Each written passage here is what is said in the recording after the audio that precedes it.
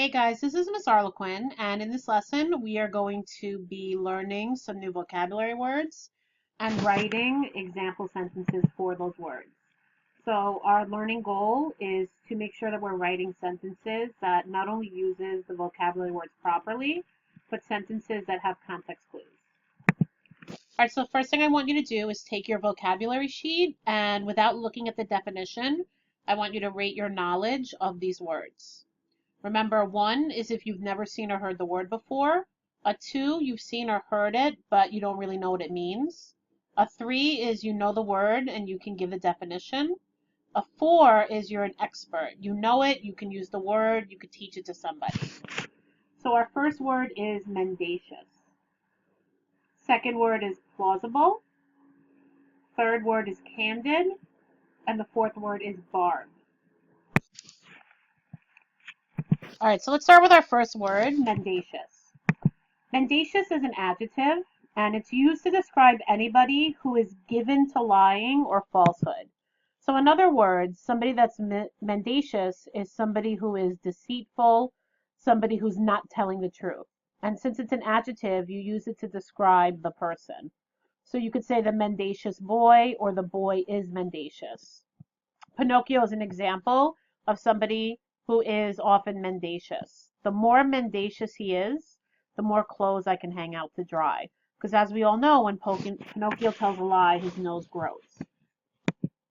You could also say my brother tends to be mendacious whenever asked about whether or not he has homework. Or you could say the mendacious student spread false rumors about her teachers at school. So she's an untruthful student, just like the brother tends to be untruthful. You could also describe a story as mendacious or a report or a rumor. The political newspaper printed a series of mendacious reports of the leader's death. So the reports were lies, basically. All right, our next word is plausible. Plausible is an adjective. It means something that is reasonably true, but it may not be. So when you hear something and you're not sure, like it seems logical, like it could have actually happened, but you're a little skeptical about it, you can describe that thing as being plausible. So people usually talk about plausible stories, plausible excuses. I don't know where you heard that cats have 9 lives, but it doesn't seem plausible or believable enough to me that I would jump. So that's what I really think about. When I think about plausible, I think of the synonym believable.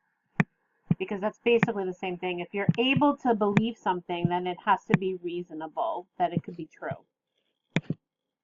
The student never gave a plausible excuse for not doing his homework. He always claimed that his dog ate it or aliens stole it on the way home. So he never gave a plausible, again, or believable excuse.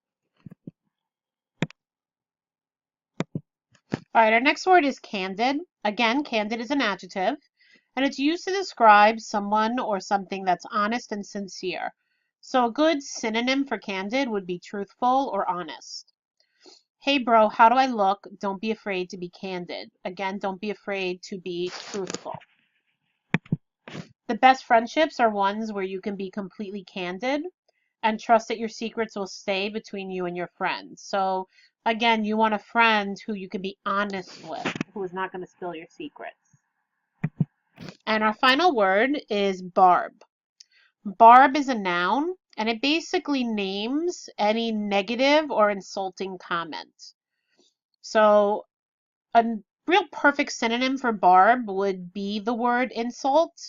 The only thing I want to caution you about is that the word insult can actually be used as both a noun and a verb. You can say, I was insulting my friend, or you can talk about an insult, like the enemy said a lot of insults to the little kid. However, you cannot do that with the word barb. The word barb is a noun. You can talk about the barbs that somebody was saying, but you cannot use it as a verb. You can't say, I was barbing my enemy. It's like saying I was insulting my enemy, except that it doesn't work. It's not grammatically correct. You can say I was insulting my enemy with a lot of barbs, Again, because then in that sentence, the barbs are a noun. I'll ignore that last barb or insult about my hat, except to say that you have no feeling for presidential history. Or, Chef Gordon Ramsay, seen here, is famous for yelling at contestants on Hell's Kitchen and his funny barbs, or his funny insults, about their terrible cooking skills. And Simon Cowell also is very famous for that. He always, when he was judging contestants who didn't know how to sing, he would always say barbs to them. All right, so now you're going to write your own example sentences. The sentence frames on the screen can be used if you need the support. And make sure that after you've written your sentences, that you also evaluate them in the final column. Have you used the words correctly? And do they contain context clues?